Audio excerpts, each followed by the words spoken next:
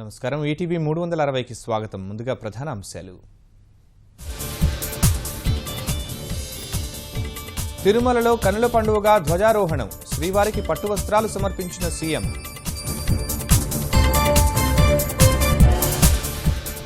వెలగపూడి నుంచి నవ్యాంధ్ర పూర్తి స్థాయి పరిపాలన ప్రారంభం, ఉద్యోగులతో కళకళ్లాడిన కొత్త సచివాలయం.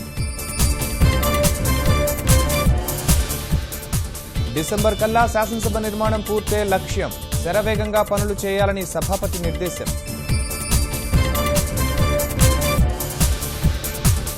యాంటీబయాటిక్స్తో జయలలితకు చికిత్స, వైద్యానికి స్పందిస్తున్నారని వైద్యులు వెల్లడి.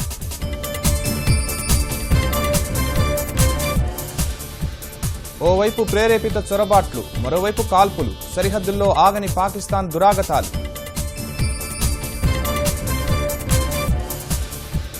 వైద్య శాస్త్రంలో జపాన్ శాస్త్రవేత్తకు నోబెల్, కణాలపై పరిశోధనకు పురస్కారం.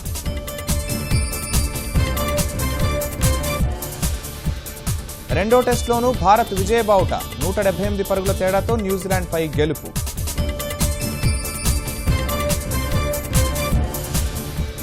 రాష్ట్ర వ్యాప్తంగా దసరా నవరాత్రి వేడుకలు, గాయత్రి అవతారంలో బెజవాడ దుర్గమ్మ.